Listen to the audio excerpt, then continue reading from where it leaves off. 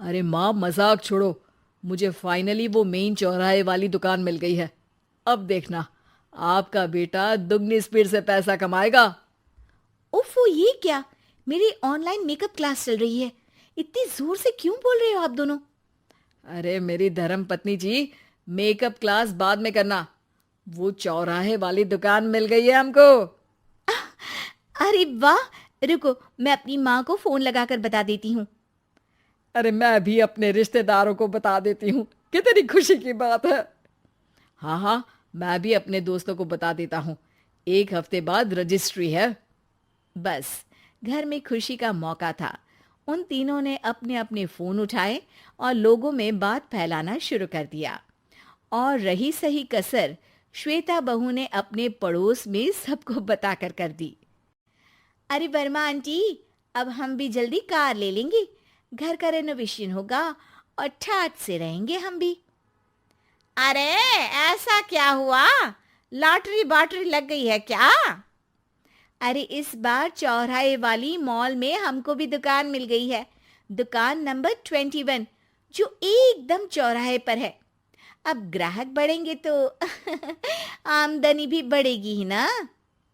अरे वाह, कितनी खुशी की बात है। मैं बहुत खुश हूँ तुम्हें इतना खुश देख के। बाकी एक बात कहूँ, सबको मत बताते फिरना। किसी की नजर लग जाएगी तो खुशी की खबर वापस लौट जाएगी। हैं? ऐसे थोड़ी ना होता है। अब डरा रही हो। अरे सही कह रही हूँ। काली नजर कहते हैं इस चीज को, जब आप किसी को कुछ बताओ और वो काम बिगड़ जाए। अरे लेकिन मैं तो। तुमने सबको बता दिया ना? हाँ, फोन लगा लगा के। अब बच के रहना। काली नजर बड़ी खतरनाक होती है। श्वेता इतनी खुश रहती है कि वो वर्मा आंटी की बात पर ध्यान ही नहीं देती, जबकि पड़ोस में और भी लोगों से खुशी की खबर शेयर करती रहती है। अगले दिन राजेश बहुत दुखी होकर घर आता है। अरे बेटा, क्या हुआ? मुंह क्यों सूजा हुआ है? मधुमक्खी ने काट लिया क्या? माँ, वो दुकान किसी और के पास चली गई। किसी ने ज्यादा भाव लगा दिया। अरे पर बात तो आपसे हुई थी ना उस दुकान वाले की। हाँ, आज मैं टोकन अमाउंट देने गया था, तब मुझे पता चला। कोई आकर सुबह मुझसे पहले ही ज्यादा अमाउंट दे गया। हम्म, काली नजर। क्या? क्या कहा?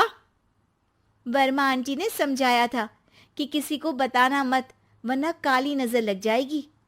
अच्छा, तुम्हें उनकी बात मान लेनी चाहिए थी। उनकी बात मान लेती, लेकिन उसके पहले ही सबको बता चुके थे ना हम तीनों। अरे अगली बार से ध्यान रखेंगे। कोई भी नई चीज होगी तो किसी को नहीं बताएंगे। तीनों कुछ दिन ऐसे ही रहते हैं, पर एक दिन श्वेता को एक मेल आता है। राजेश, मेरा ऑनलाइन मेकअप कोर्स कंप्लीट हो गया। अब मैं खुद का पार्लर खोल सकती हूँ। अरे वाह, अपने मोहल्ले में ही खोलते हैं। ये जो घर के सामने दुकान है ना, वहीं। हाँ, यहाँ सस्ती भी मिल जाएगी। अगले दिन श्वेता वर्मा आंटी के पास जाती है, मिठाई का डब्बा लेकर। अरे आओ आओ, कैसे आना हुआ? जोर से नहीं बोलूंगी। वो सामने वाली दुकान है ना, वहां मैं अपनी पार्लर की दुकान खोलने वाली हूँ। उसकी मिठाई है। अरे वाह, बहुत बधाई हो तुमको। हाँ, मैं कमाने लगूंगी तो राजेश पर पूरे घर का बोझ नहीं रहेगा ना आंटी जी। ये तो है। पर ये बता कि तूने ये बात किसी और को तो नहीं बताई ना? अरे नहीं नहीं, पिछली बार गलती कर दी थी। काली नजर लगी किसी की और राजेश के हाथ से वो दुकान चली गई थी। सबको मत बताना। चलो मैं चलती हूँ, कल दुकान की बात करने भी तो जाना है। अगले दिन श्वेता दुकान के लिए मालिक से बात करने जाती है। अरे लेकिन दुकान तो हम कल रात को ही किसी को दे चुके हैं। कल ही? हाँ, कल ही। 2 दिन बाद कोई यहाँ पार्लर भी खोल लेगा। अब कहीं और दुकान देख लीजिए। अरे पर हमको भी तो पार्लर ही खोलना था। हाँ भाई, ये एक ही दुकान है। आधी आधी तो नहीं दे सकता ना मैं। राजेश और श्वेता घर पर हताश होकर आ जाते हैं। इस बार तो किसी को बताया भी नहीं था, अब किसकी काली नजर लग सकती है? सुनो, तुमने माँ को बताया था क्या? अरे कैसी बात कर रही हो? माँ की नजर थोड़ी ना लगेगी। पक्का तुमने किसी को नहीं बताया था ना? सिर्फ वर्मा आंटी को बताया था, उन्होंने ही मुझे किसी को नहीं बताने को कहा। अरे यार तुम भी सही हो, मेरी माँ को नहीं बताने को कह रही हो, पर वर्मा आंटी को बताना तुम्हें जरूरी लगा। अरे वर्मा आंटी ने ही तो काली नजर के बारे में बताया था ना, वो हमेशा हमारा भला ही तो चाहती हैं। मेरी माँ भी हमारा भला ही चाहती है। अरे पर चिल्ला क्यों रहे हो? बात नहीं कर सकते क्या आराम से? नहीं आता वो आराम से बात करना, और करना भी नहीं चाहता हूं मैं।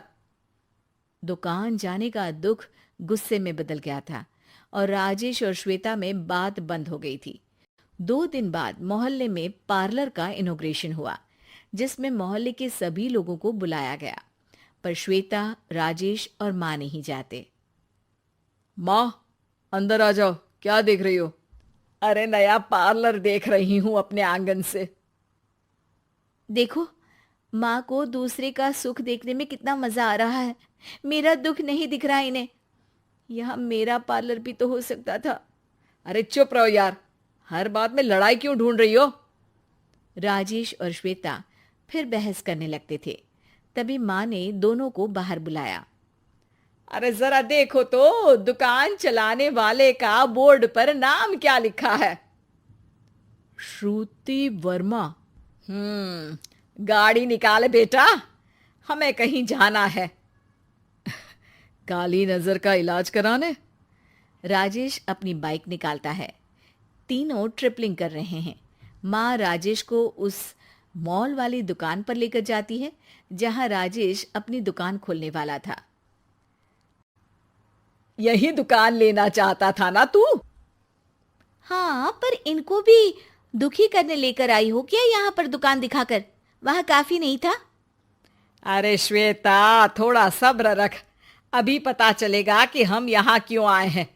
बता, इस दुकान चलाने वाले का नाम क्या है? अनुपम वर्मा। कुछ समझ में आया? वो दुकान वाली श्रुति वर्मा, ये दुकान वाला अनुपम वर्मा, और हमारे पड़ोस में हमने उस दुकानों के बारे में बताया किसको था? अब वर्मा आंटी को। मतलब वर्मा आंटी ही हमारा काम बिगाड़ रही है? नहीं नहीं, ऐसा नहीं हो सकता, ये बस इत्तेफाक है। राजेश अपना फोन निकालता है और श्रुति वर्मा और अनुपम वर्मा के नाम फेसबुक पर सर्च करता है, जहां ये दोनों ही वर्मा आंटी के रिश्तेदार होते हैं। श्वेता को समझ में आ जाता है कि वर्मा आंटी की ही नजर काली नजर है। अब क्या करना है? कोई भी खुशी की खबर हो तो काली नजर से बचना है, यानी वर्मा आंटी से बचना है। अरे पर मुझे ये समझ में नहीं आया कि वो हमारे साथ ऐसा क्यों करेंगी। अरे बेटा, एक सीख है, दूर के आदमी को आपकी तरक्की से कम परेशानी होगी, पड़ोसी को ज्यादा। दोनों माँ की बात में हामी भरते हैं और अगला काम चुपचाप करने की कसम खाते हैं, ताकि आगे से वर्मा आंटी कोई काम ना बिगाड़ सके।